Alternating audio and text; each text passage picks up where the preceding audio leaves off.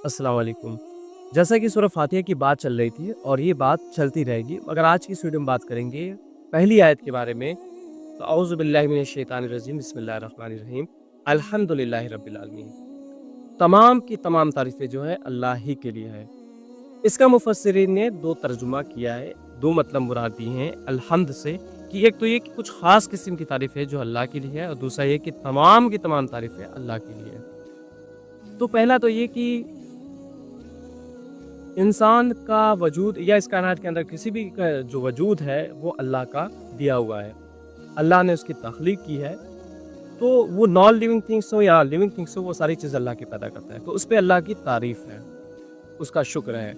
दूसरा ये कि इस कायनात के अंदर किसी भी चीज़ का जो वजूद बाकी है या वो काम कर रही है, उसके अंदर मोशन है, उसके अंदर हरकत है, और वो अपनी सलाहियत, उसके अंदर जो सलाहियत है, वो सारी चीज़ें जो है जो हम देखते हैं, यहाँ तक कि हमारे दिल में जो धड़कन जो हमारा धड़कता है, वो भी अल्लाह की मर्ज़ी, अल्लाह की इजाज़त से धड़कता है।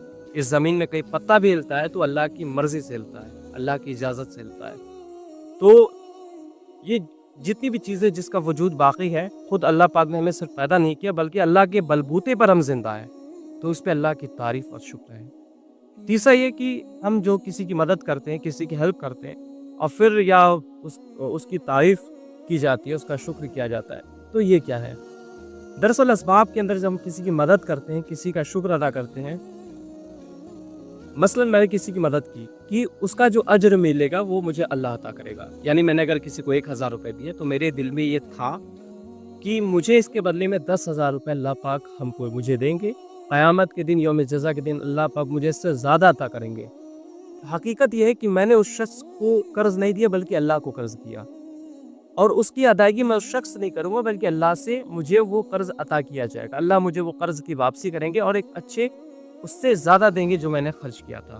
तो उस पे तारीफ़ अल्लाह की है। तो इस पे चाहिए कि मैं अल्लाह की तारीफ़ और शुक्र अदा करूँ, क्योंकि मैंने जो दिया था कर्ज़, उससे मुझे ज़्यादा मिला, और वो शख्स जिसकी मैंने मदद की थी, वो इसका मुस्तहिक है कि वो अल्लाह की तारीफ़ और शुक्र अदा करे। क्यों? क्योंकि उसको जो उसको जो कर्ज़ मिला, उसकी अदायगी उस शख्स ने नहीं की, बल्कि अल्लाह ने की। अगर किसी का ये इंटेंशन ना भी हो कि वो इसका अज्र ना भी चाहता हो, तो भी उसके अंदर जो रहम है, जो काइंडनेस है, जो दयालुता है, जिसकी वजह से उसने उसकी मदद की थी, ये जो दयालुता है, ये काइंडनेस, ये जो रहम है, इसकी तख्लीक अल्लाह पाक ने, इंसान के अंदर अल्लाह पाक ने वो रहम पैदा किया, जिसकी वजह से वो किसी मदद करता है, वरना वो नहीं करता। तो इस पे भी तारीफ़ अल्लाह ही की बनती है, अल्लाह ही का शुक्र है। तो इस तरह से अगर आप किसी भी चीज़ का अहाता करेंगे, तो आप ये देखेंगे कि उसकी जो तारीफ़ और शुक्र होगी, वो एंड पॉइंट पे जाकर के अल्लाह तक मिलेगी। और ये बात बिल्कुल प्रूफ हो जाएगी कि इस हर मामले में अगर आप देखें